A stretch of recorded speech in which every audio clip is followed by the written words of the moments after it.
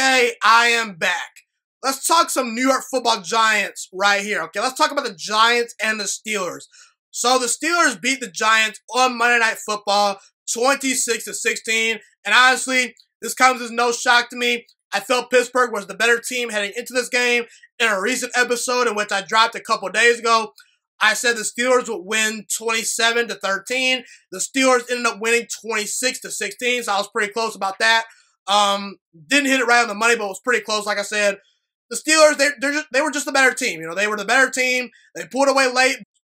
You know, Ben Roethlisberger, he was kind of rusty early, but he picked it up, you know, after the first quarter. He played a pretty good game, in my opinion. Juju Smith-Schuster showed up. James Washington had a touchdown. Chase Claypool played well. The Steelers, they ran the ball fairly well. That defense got after Daniel Jones. That defense pretty much shut down Saquon Barkley. And the Steelers, they came in and did what they needed to do. They had the better coaching staff. They had the better roster. And they won the game. That's what the Steelers should have done. I'm not giving the Steelers a cookie for this game. They're 1-0. I want to focus in on the Giants. I think Giants fans should actually be fairly optimistic about the Joe Judge era after game number 1. Now, I'm not going to sit here and tell you the Giants are going to be this team that goes out and wins a bunch of games because they're about a 4 or 5 win football team, in my opinion.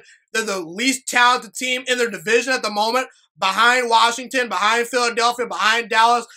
New York, they got the worst roster. They got the least experienced head coach. Ron Rivera, he's a real coach. Mike McCarthy, he's a good coach. Maybe not a great coach, but at least a decent coach. And Doug Peterson, he's won a Super Bowl. He's a good coach as well. Mike McCarthy's won a Super Bowl as well, too. Ron Rivera's been to a Super Bowl as well. I didn't mention that earlier. But, you know, no preseason games. You know, weird off season. Joe Judge so far, you know, he fared fairly well versus Mike Tomlin and this team. The Giants weren't pushovers in this game. They actually competed.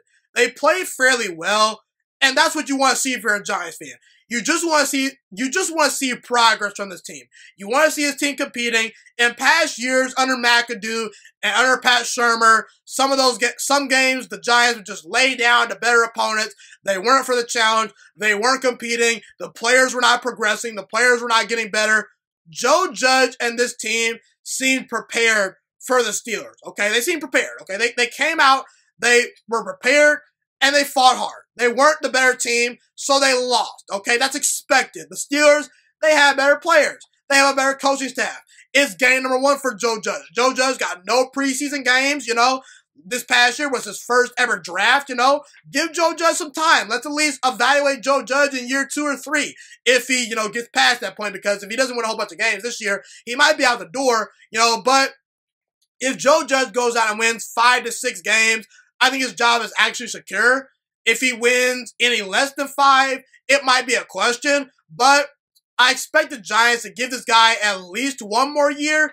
If he wins about 5, 6 games, they'll probably give him another year. So let's be patient. Let's embrace Joe Judge. Let's see what he brings to the table.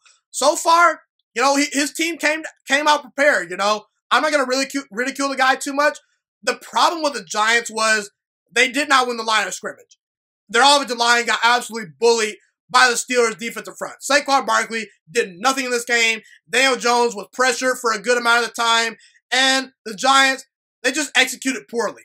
Okay, they just executed poorly.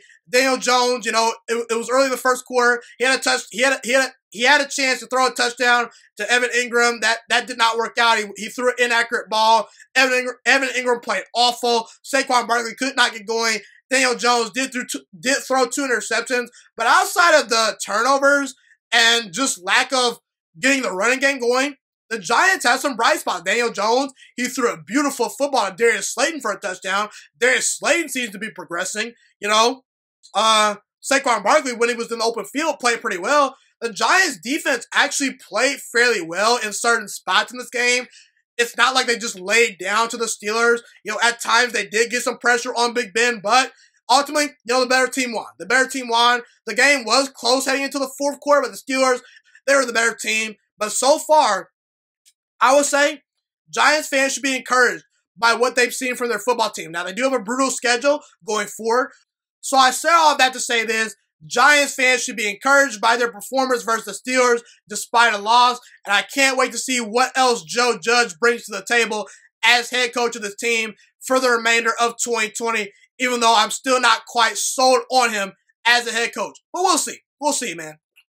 Thank you so much for watching this video today. Please also note that the Juiciest Sports Podcast is not just a YouTube channel. It is available on all podcasting platforms, including Spotify, Google Podcasts, iTunes, and Apple Podcasts. Also, if you enjoyed this video, be sure to like, comment, subscribe, and share this content with all your friends. This podcast is my favorite thing in the entire world right now. It is my passion. And I want more people to listen to this podcast. I really want this podcast to grow.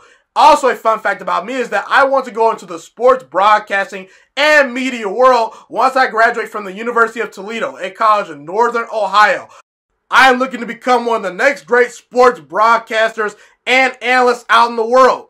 And I potentially would like to start my own network if this podcast really truly grows. Or if I fall short of that goal, I would love to work for a big-time network like ESPN or Fox Sports 1. I am open to all networks. So if you believe in my dreams and you see or hear my passion through the screen, be sure to tell all your friends about the Juiciest Sports Podcast. Stay motivated, you guys. Have a God-blessed day, and I'm out.